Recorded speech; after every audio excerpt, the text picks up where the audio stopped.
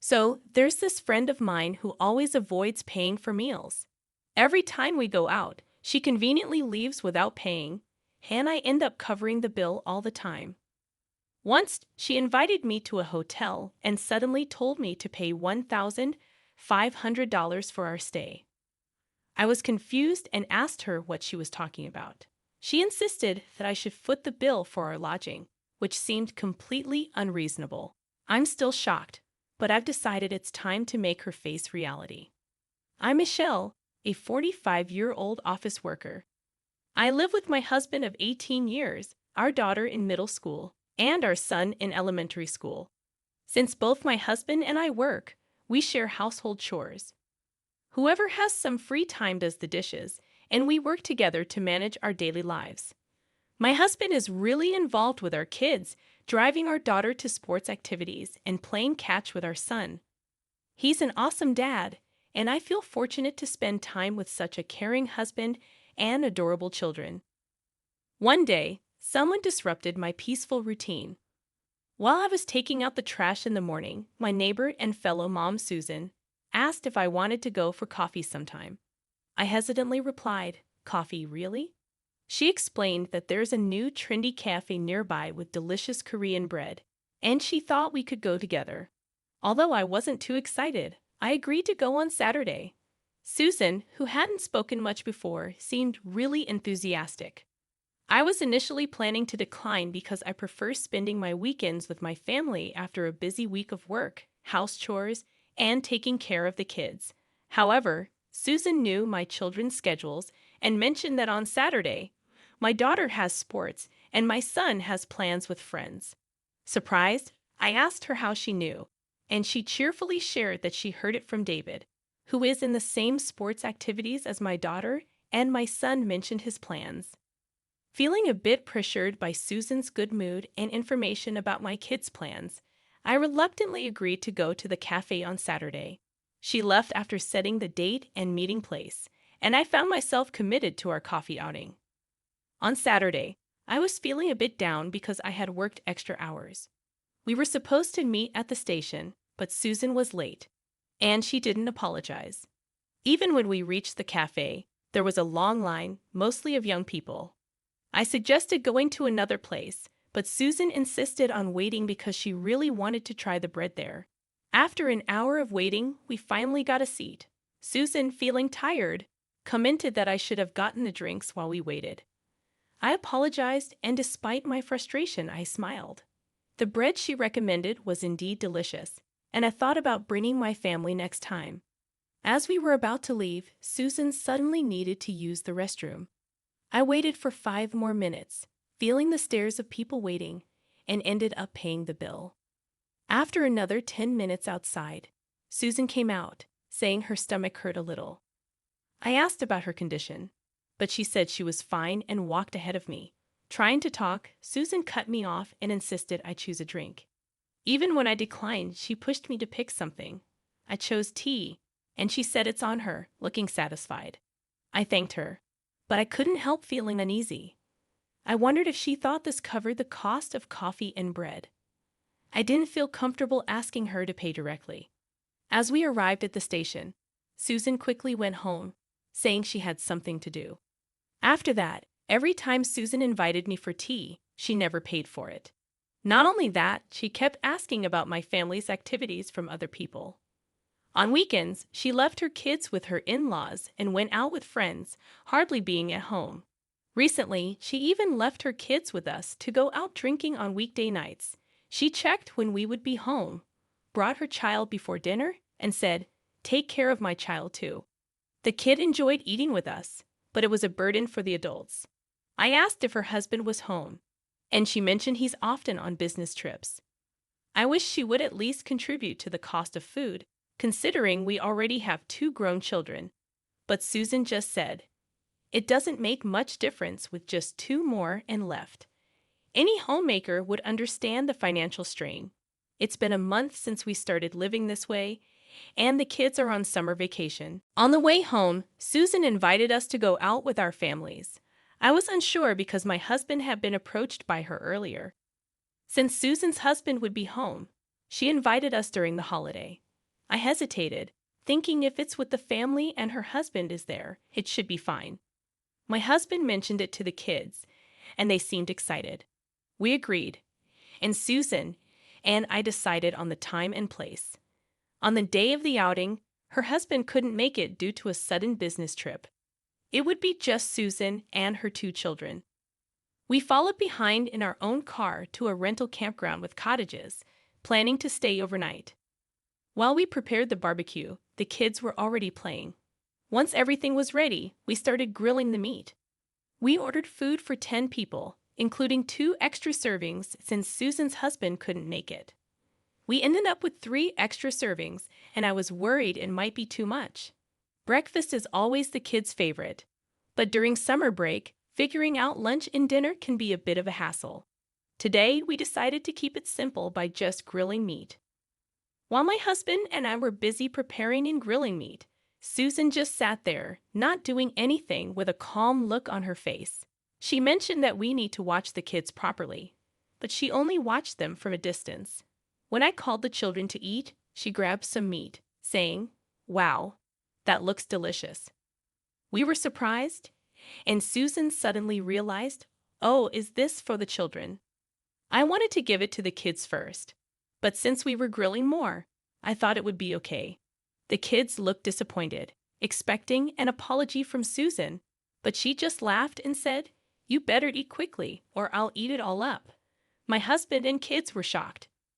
Then Susan ate even more meat than the growing children. We had planned for 1 lamb chop per person, but she had already eaten 4 and was reaching for more. "Susan, we only reserved 1 lamb chop per person. You've already had 2 extra ones for yourself and your husband, so please have something else. It might seem small, but we can't get more food because we reserved it." "There are limitations," I explained. "What? I can't eat what I want. That's not fair," she complained. I reminded her, "Didn't you know this when we made the reservation?" We planned and decided on the food together, even discussing ordering more because of our growing children. Susan insisted, "I don't eat much. I have a small appetite. Just count me as not there, and 1 extra portion should be fine for my kids and the men." I thought ordering for 10 people, including our 2 middle school kids who eat a lot, and 1 elementary school child, would be enough. But the meat was disappearing quickly. "My son wants that meat," my son said, reaching for it. But Susan grabbed it and ate it quickly. I was upset, and even my usually calm husband was getting annoyed. We couldn't strongly object because Susan's children were there. "Mom, don't act like a child," said Susan's daughter. Susan justified herself, saying, "Survival in camping means fighting over meat." The children were surprised by Susan's immature behavior. Later, we finished the barbecue, played outside for a bit, and decided to take a break. Since the cottages were separate, we could take a break from Susan and relax. Even though it was supposed to be fun, it felt tense, and my husband looked tired. He suggested, "Let's have breakfast and head home early tomorrow." We spent the rest of the time relaxing with our family and greeted the morning. Susan came out of her cottage cheerfully, saying, "Good morning." I replied, "Good morning. You're lively today."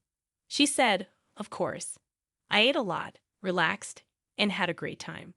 For breakfast, we had sandwiches provided, played a bit more, and then started preparing to leave. During the final payment, Susan was missing. I told my husband, and we looked around, but even Susan's children were not there. I asked the kids if they had seen her, and they said she mentioned going to the restroom and told them to go before leaving. When asked about payment, I requested the cashier to wait. After waiting for 10 more minutes, Susan hadn't returned.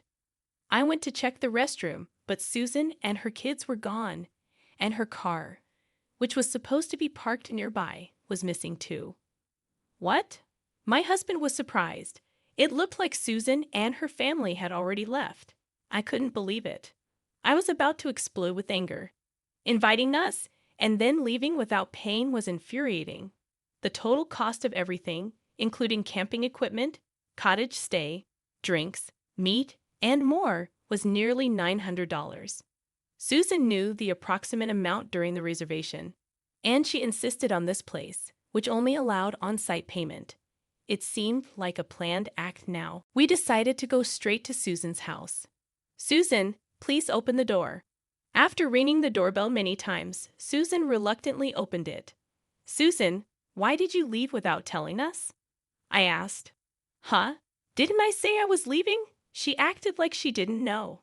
"Susan, you need to pay now. Give us the money," I told her firmly. "Oh, I forgot. But I don't have any money right now," Susan replied.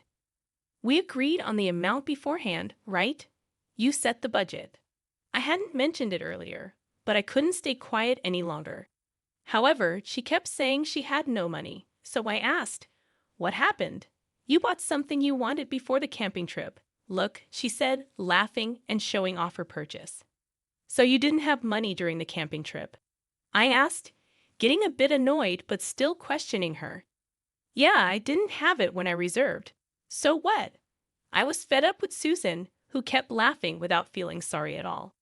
"You planned this from the beginning," I said, and she replied, "Well, thanks to me inviting you. We had a great time. It's a win-win situation, isn't it?" So I confirmed one last time. "So you don't plan to pay? You're so persistent. It's embarrassing. I told you I don't have the money. When I get it, I'll pay you back. Or are you trying to get money from someone who doesn't have any?" With no shame and an unapologetic attitude, Susan laughed, and I reached my breaking point. "I see, understood." I went home without saying much and talked to my husband about what happened. Time passed, and Susan suggested, "Michelle, there's a tasty restaurant nearby. Let's go." She acted like the camping incident never happened. "I'm sorry, but I'm busy, so I can't go." I have been saying no to Susan's invites for a few months, getting impatient. Susan came up to me looking angry, saying, "Are you avoiding me? Still upset about the camping thing? A few hundred or a few $1,000s, it doesn't matter. I can't believe you'd avoid someone over that, even if it were a lot more." She ranted, really upset and talking fast. "Is that so, Susan? Let's plan a trip to an inn next time." I suggested going on a trip. "Huh?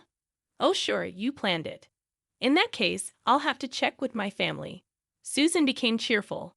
I told her my husband gave me some alone time, thinking of a 2-night trip. When she asked if my husband would watch the kids, I said he was busy. To the unsure Susan, I said, "I plan to stay for 2 nights from Friday. If it's difficult, I'll go alone." She said she'd leave the kids with her husband's parents and join the trip. When I showed her the inn's exterior, Susan got even more excited. "I'll book 2 rooms. There seems to be space for all." I told her about the inn, and Susan started looking up things on her own. "How about I invite my friends too?" she said. So I told her I'd make all the reservations at once. A month later, it was the date of the inn reservation. Susan and her friends were at my house, looking confused. "Aren't you driving us?" "Oh, sorry, I have to stop by my in-laws, so let's go separately," I said, and Susan reluctantly agreed. We drove to the inn in different cars. "Wow, can't believe we're staying at such a nice place, Michelle." "Thanks." Everyone was amazed by the inn's beauty. "Let's enjoy our free time." Susan and her friends were having a great time, seeming to forget about me. The first day was just eating, bathing, and sleeping. After the bath, I found Susan and her friends having a secret talk. "Hey, Susan, can you really afford to stay at this expensive inn?" One of Susan's friends asked. "Yep, it's all on me," Susan bragged. "Amazing. It's over $1,000 per person per night. So generous. Then I'll turn off notifications for texts and calls and enjoy this dream world until we leave." Susan said she'd pay for everyone's stay, and everyone got excited. The next morning, they went to the spa for massages and had a meaningful time relaxing. I tried texting Susan, but she didn't read or reply. Even at night, it seemed she was having a good time. "Hello, Michelle. It's morning already," cheerful Susan called. "Ah, yes, that's right," I replied, wondering why I was stating the obvious. "You overslept, so it's your fault, right? We're going home first, so pay $155,000. Susan said something totally unexpected. Huh, oversleep. $155,000?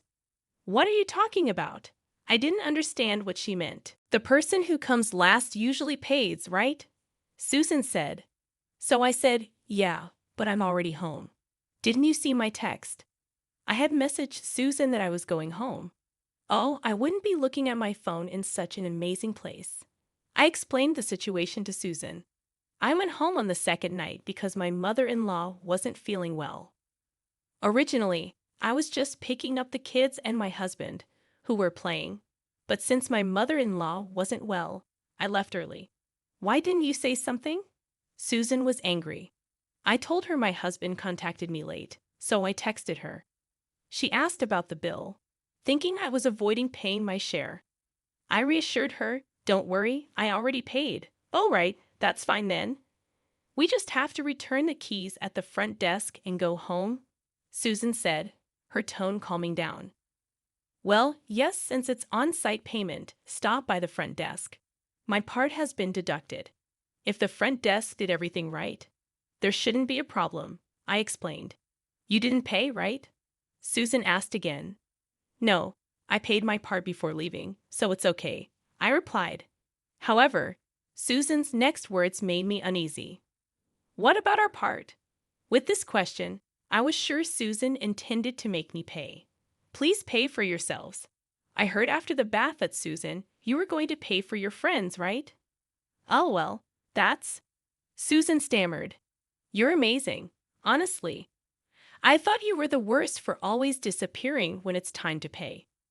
So you really were going to pay back the money for the camp later. I misunderstood you, Susan. I'm sorry. I joked, building her up. Wait a minute.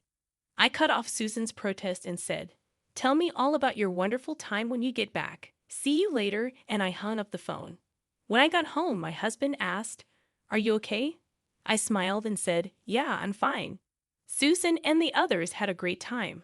Later, Susan, who had promised to pay, somehow managed to use several credit cards. When Susan came back, she looked really bad, unlike when she left the inn. I never planned to pay, she yelled as she went home.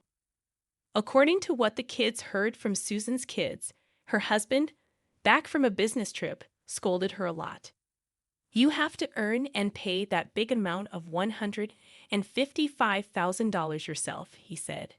She seemed to start working part-time. For Susan, who used to be lazy, leaving housework and childcare to others, it must be tough. She's working so hard that she has no time to rest, both physically and mentally. I don't get invites from Susan anymore, and I don't have to take care of her kids. I've been able to have a peaceful daily life.